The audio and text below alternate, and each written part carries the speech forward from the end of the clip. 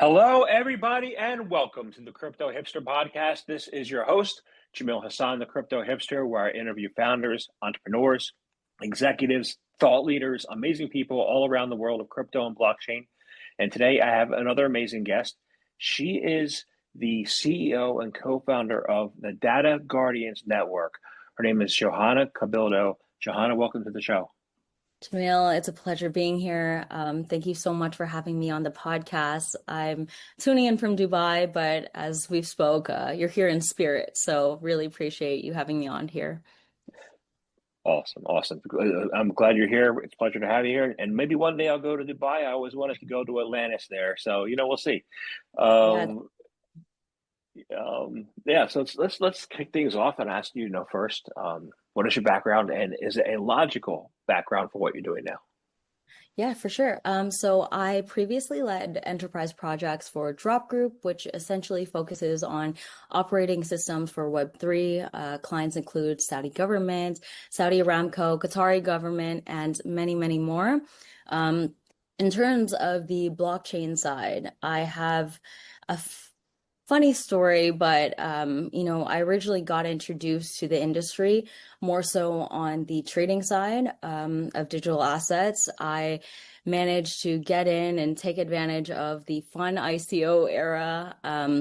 Ended up collecting a few NFTs, the whole CryptoKitties as well. That was one of my favorites. And then on the nights I couldn't sleep, of course, dabbled as a DGen and, had a lot of fun trading because who doesn't love a good meme coin? But to be perfectly honest, I got to a point where I was so obsessed with the tech and I saw so many use cases and I truly got interested and started reading a ton of books, watching a bunch of videos, doing a lot of research on my own. And I just found blockchain specifically so exciting.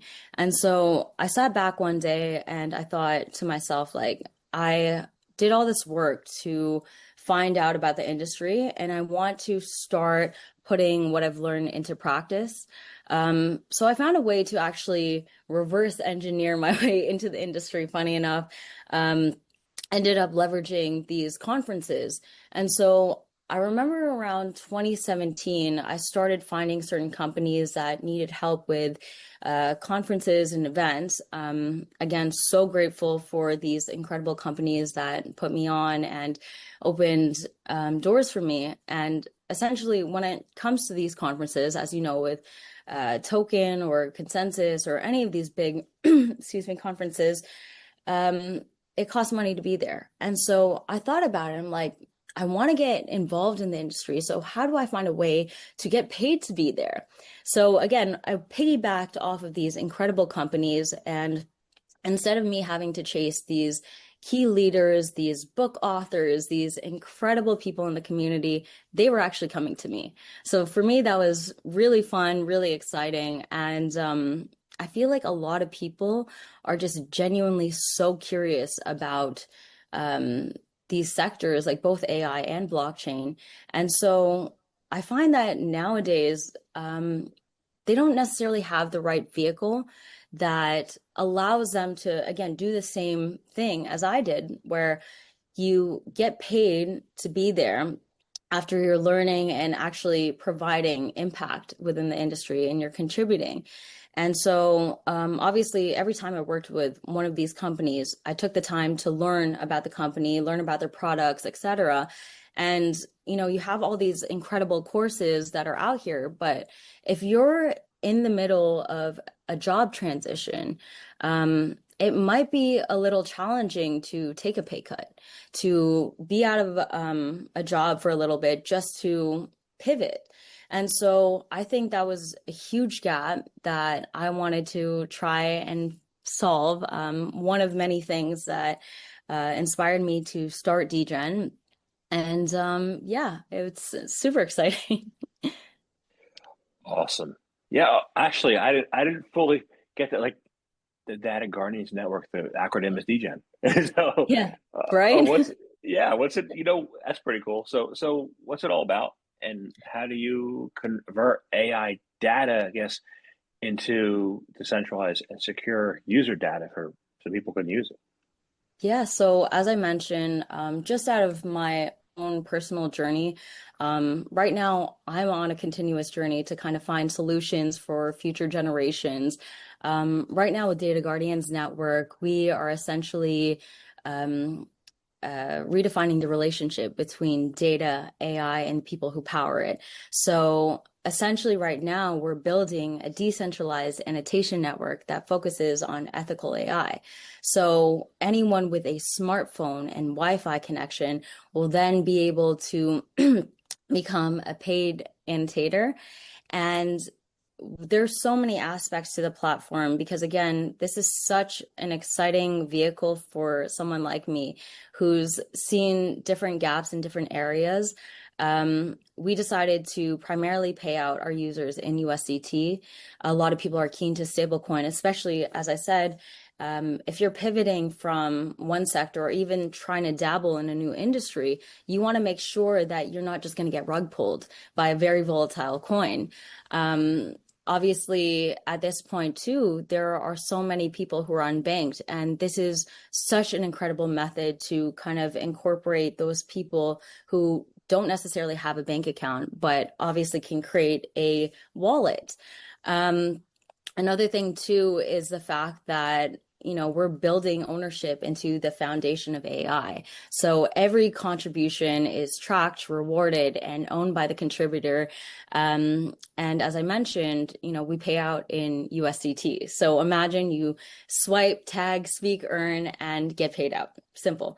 On the flip side, I know a ton of people really love different projects where they were able to take advantage of volatility. So this is still in the works, but we do plan on launching our own utility coin token. And if you are keen to learn more about that, definitely follow us on social media. Um, we want to frame it as more of a utility token because at the end of the day, community is so important to us. Our overall goal is to make sure that everyone has a seat at the table. And obviously, if we can build out a sort of DAO infrastructure, I think that would definitely be an ideal goal for us. And at the end of the day, our biggest goal is to become the largest community owned data community owned data engine in the world. So yeah. Very cool. Very cool. Now, there might be a little bit of a, I mean, Yeah, you said you're focusing on ethical AI, correct. but you're also claiming you also have the name DGen.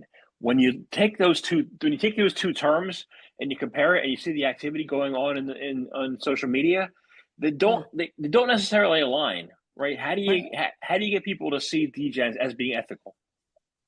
So again, I think that was just a fun branding play to be perfectly honest. When it comes down to Slack, for instance, the virality of the fact that it was the exact opposite of what the company does, it was just pure genius, which I truly admire. And at the end of the day, big tech, they're trying to keep up with the demand from the community. So many people are starting to get excited about all of these implications, how they can use AI in their companies, how they can, use AI for personal use. And right now, we're at a huge turning point where web content, art, and even charts are starting to get used without consent. So DGen is flipping the model to consensual tokenized data contribution. Like we want to make sure that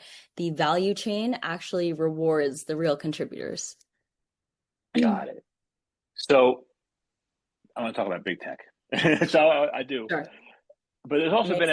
there's also been an AI data boom recently, and Okay. Of course.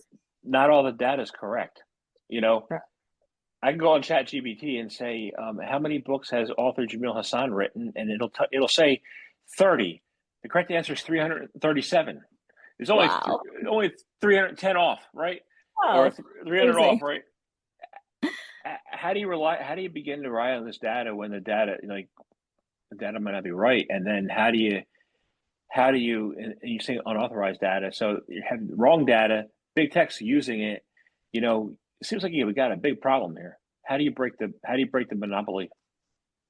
So again, this is the whole idea of centralized data being a huge danger for the future. Why do we decentralize anything? Concentrate, concentrated power in very few hands leads to a ton of bias, lack of oversight, and opacity. So it's very tricky when centralized AI obviously is just relied on this very small data pool.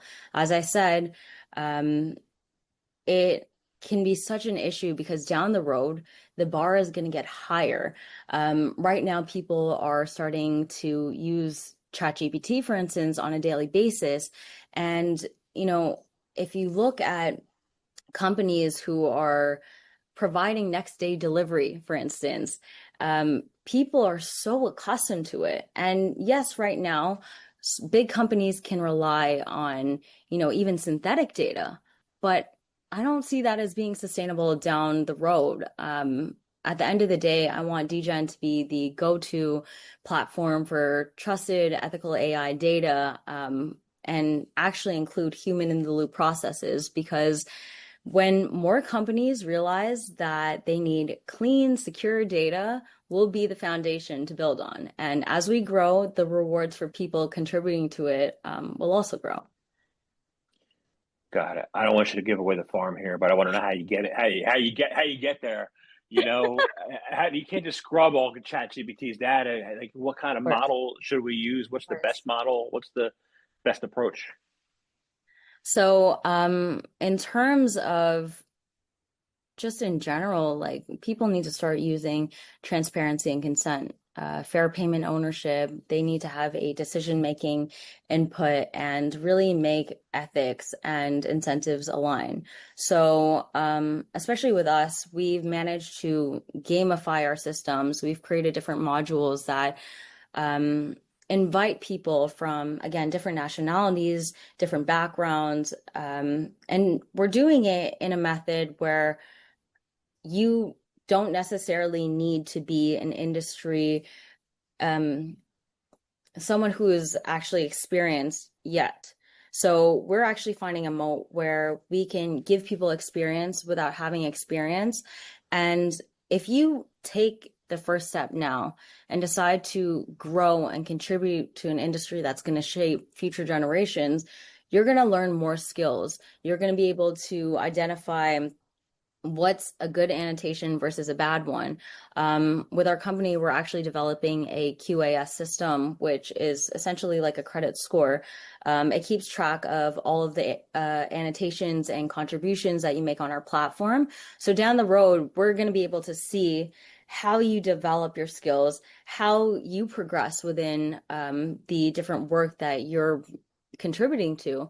And yeah, it's really exciting in the sense that now we know where the data is coming from. It's not just, oh, we're finding these new photos online, we're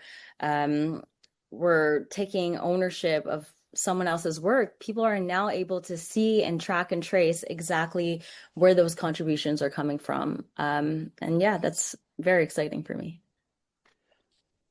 I like the whole entire concept of you gain experience without having experience. Right. That'll that'll solve the job issue for many people if they embrace what you're doing, right? How how can you embrace how can you get people, like, people have been scared off by data ownership. We've seen it with, because they traded off convenience to Facebook, stuff like that, right? So how do you get people to want to take ownership of their data, to want to gain those skills? How do you bring them in? Again, you have to focus on the fact that data creators are like the builders of tomorrow. So my advice my best advice for people now is don't just watch AI evolve, be a part of it. This is your window to get involved, stack skills, get exposed to what's really going to shape the next few years.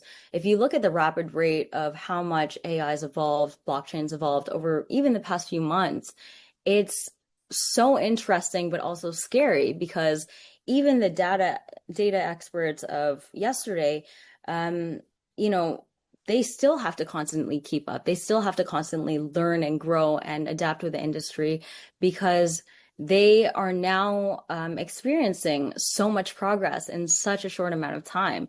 Every single day, we're seeing new AI tools, new AI agents, advancements. And I think this is where blockchain plays a huge role in being a core foundation to just a more transparent, ethical, and fair future. Um, because if you look at the volume of transactions and digital footprints and all of these services that are being made and created by AI today, the blockchain's the only real ledger that can keep up with that kind of volume. So I think, again, these two sectors and industries just focus hand in hand on, and they really complement each other in a way that if we're going to grow the AI industry ethically down the line, we need to be able to be accountable to every contribution. But yeah. So I want to explore that word Yeah. ethics. Yeah. You know, whose ethics? Is it Elon Musk's ethics? Is like who's like what's the standard for what people should determine what ethics are? How do you like? Is there a roadmap for implementation of a certain kind of ethics? How do you determine what's ethical? To be perfectly honest, it is a very complex idea. And as you mentioned, there are so many ways that we can tackle it. Um, to be perfectly honest, just in terms of what's going on today with artists, with current contributors on Web2 platforms, you know, we can focus on the fact that we are able to start with giving we're giving credit to its rightful owners. Right now, there's so much going on, and again, it's really tricky to just tackle and say this is ethical versus non-ethical. To train certain data sets, like again, I was having a conversation with someone at Token, and they brought up synthetic data. I get it, and I respect it in the sense that, people do want to keep up with the demand. But at the end of the day, according to McKinsey research, there's over 500 million jobs that are allegedly going to be displaced by AI in 2030. Um, if we can find a way to use AI, to use blockchain to empower these people, to create opportunities rather than take it away, I think that definitely aligns more with the ethical messaging and mission. Yeah, I think so too. Now, you said, data creator. I think there's one area that AI can't displace, and that's the content creator because you could be a data creator. You could create efficiencies in data, but Hmm. you can't create the uses for it. Like you can't like I think innovation is up to the person. It's up to a person. That's up to the right side of the brain, right? Up to creation, right? So Correct. how do you how do you I don't know build a world where creators are working together with data creators to implement that ethical AI or the future of AI and the culmination of blockchain working with AI? So when I look back at things I've collected over the years, certain missions I've been on, I've always boiled it down to 3 points where I personally want to focus on innovation, automation, and collaboration. Innovation is phenomenal in the sense that, this world has just rapidly evolved and we have so many technological advancements that we need to start processing certain things via automation. There are so many talented people in this world who, again, could be doing bigger, better things if they had the opportunity to do it. Um, the tricky thing with AI right now is it's so exciting but frightening at the same time. When you look at AI, it opens the door for opportunities. Someone who doesn't necessarily have a Harvard degree now has the tools to be able to learn at their own pace. They're able to break down big ideas in a way that they can personally understand. They're able to have access to more information than presidents of the United States 10 years ago. And that's really exciting. But at the same time, we look at the flip side. Unfortunately, as much as we want to paint this pretty picture where AI is always ethical, always used correctly, there are other things that people need to be aware of. The fact that scammers now have the right infrastructure to essentially create, clone accounts for social media, for instance. People are able to clone voices. And I again think that if we focus on more solutions and keep trying to use AI in the right way, I think that more people will hopefully see that it's not necessarily all bad. Um, Again, I am a huge advocate for all of the for many AI implementations. I think it's wonderful for someone like me. I feel like it's advanced my workflow. Being someone who just even learns in a certain way, I managed to find my own way to teach myself subjects. And to me, that's so exciting. Down the road, collaborators who didn't necessarily have the platform or thought they didn't have the platform to project, let's say, their music, artists can now leverage the fact that they have access to so much information. They can read up on case studies. They can learn about what are the best ways to create campaigns and what are the best ways that they can monetize their reach. And I again was having an incredible conversation with an artist this past token conference, and he brought up the fact that he spent years learning how to even perfect a brushstroke when it comes down to his art.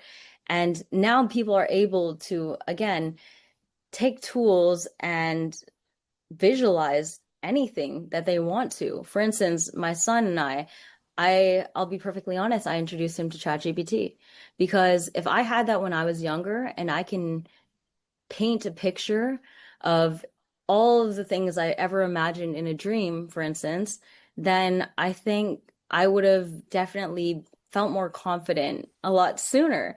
This is a cool way to conceptualize anything and everything. But again, when it comes down to using artists' work and or even any sort of contributor's work, I think it's really important to just trace it back to the original contributor, make sure they actually get compensated. And yeah. That's where the combination of blockchain and AI Right. come into focus, right? Right. Being able to trace back who actually is the authentic owner and creators, Sure. For sure. and that way artists can make money again, like they were in the NFT days. Absolutely. Did you ever buy an NFT? I have lots of them. Actually, Oh, my image behind me is an NFT. wonderful. That's So it was stunning. Jamie Goldblatt, Mind Show 360 was the creator. I just interviewed him this past week. So Okay. again, the third time. Full circle moment. I love that. Remember, I interviewed somebody a few years ago where they remembered their skill was to remember their dreams and to paint their dreams. Wow. And I'm trying to think, question for you is, the AI has enabled you and agents have enabled you to do what you'd like to do. How Mhm. can how can this intersection of blockchain, AI, and creativity help us move forward as far as overcoming personal and social issues? Well, saying this firsthand, just because I know so many people, well, everyone experienced the pandemic. Um, for the first time in my life, I actually experienced social anxiety. It was a very isolating period. I ended up not seeing anyone, to be honest.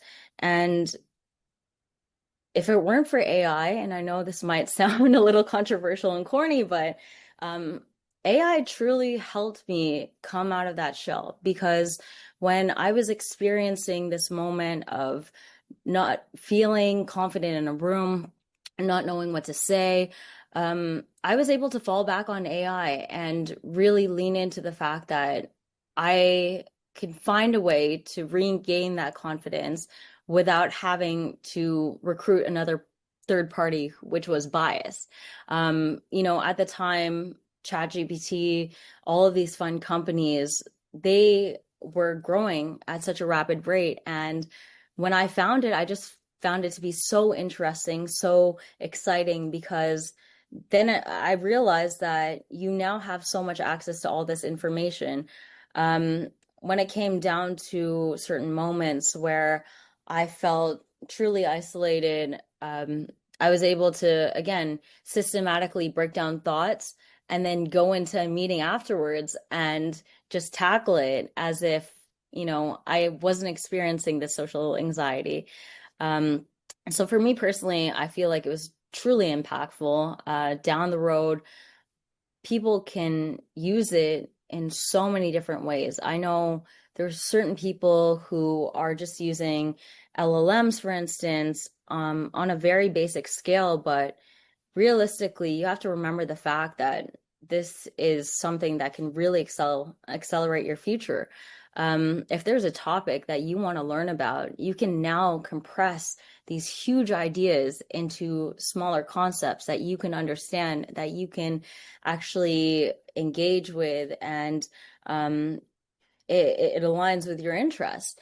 Um, at the end of the day, I know even when it comes down to my son, um, with my son, I've realized that, for instance, he loves cars. He loves, a very typical boy, but I've realized that the best way to gamify any sort of learning when it comes down to him is through ChatGPT. I will go into any sort of AI agent and basically break down the fact that, okay, I need to communicate and use these words, and I need to break it down in a way that he'll actually understand. There's a brilliant author called Ruth Spiro. She actually takes this and uses this in her publications. So she has these incredible children's books, and let's say you wanted to learn about quantum physics. She takes down Schrödinger's theory and she breaks it into very, very simple terms where, even a 4-year-old can understand it without knowing they're understanding it. And I truly think that's so incredible and so fascinating. When it comes down to it today, I think people should not be afraid to use these resources. This is your best friend, and when it comes down to wanting a mentor, when it comes down to wanting another voice, just to even collect your thoughts, this could be such a powerful tool and accelerator. I love it. People should start thinking about it this way too. I agree. So I want to thank you very much for your time today. This has been a wonderful conversation. I have one Wonderful. last question. I have one last question. Sure. It's easy. It's how can people find out more information about you, about Mhm. Data Guardians Network? How can they start using data to create? How can they do that? So if you can, I invite everyone to definitely sign up to our wait list, follow us on our socials. We're pumping out some exciting news in the next few weeks.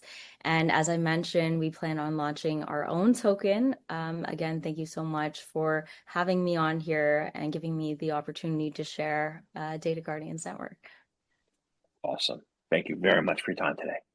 Thank you so much. I appreciate you.